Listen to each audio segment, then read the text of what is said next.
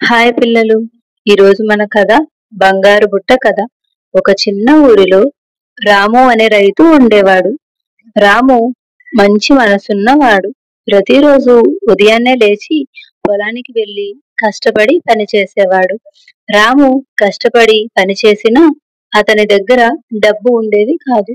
కానీ అతనికి ఒక మంచి గుణం ఉంది. ఎవరైనా కష్టాలలో ఉంటే సహాయం చేస్తాడు.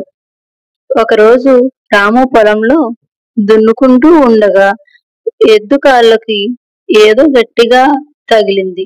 రాము అక్కడికి వెళ్లి చూస్తే నేలలో ఒక చిన్న బుట్ట దొరికింది.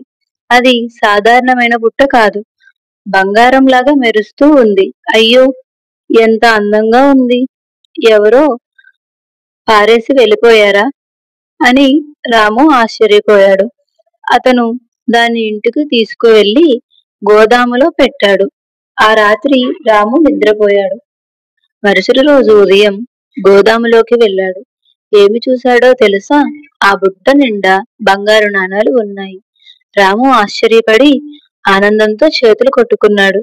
ఇంత డబ్బు నాకెందుకు వచ్చింది? దేవుడే ఇచ్చాడేమో, కాని నేను ఒక్కడినే ఏం వాడగలను? పేదలకు కూడా ఉపయోగిద్దాము అని నిర్ణయించుకున్నాడు. ఆ రోజు నుంచి ప్రతి ఉదయం బుట్ట నిండా బంగారు నాణేలు వచ్చేవి. రాము కొంచెం తను అవసరాలకు తీసుకొని మిగిలినవి పేదవారికి పంచిపెట్టేవాడు. ఊరిలో ఎవరు ఆకలితో ఉన్నా, ఎవరు దుస్తులు లేకున్నా ఇబ్బంది పడినా అందరికీ రాము డబ్బు ఇచ్చేవాడు. రాముని ఎంతో గౌరవించారు. రామయ్య, నీలాంటి వాడు ఉండడం మా అదృష్టం అని ఊరి పెద్దలు అన్నారు. కాని రాముకి ఒక పొరుగువాడు ఉన్నాడు. అతని పేరు శేషయ్య.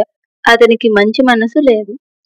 అతనికి ఎప్పుడూ డబ్బు, ఆభరణాలు కావాలనే దురాశ ఉండేది. రామును చూసి అసూయ పడేవాడు. ఒకరోజు శేషయ్య తన భార్యతో అన్నాడు, రాముకి ఇంత బంగారం ఎలా వస్తుంది? నేను కనుక్కొని ఆ బుట్ట దొంగతనం చేస్తాను. అప్పుడు నేను ధనవంతుడు అవుతాను అని అన్నాడు. అదే రోజు రాత్రి అందరూ నిద్రపోతుండగా శేషయ్య మెల్లగా రామయ్య ఇంట్లోకి వెళ్ళాడు. అతను గోదాములో పెట్టిన బుట్టను ఎత్తుకొని ఇంటికి వెళ్ళిపోయాడు. ఇప్పటి నుంచి నాణేలు అన్నీ నావే అని సంతోషపడ్డాడు.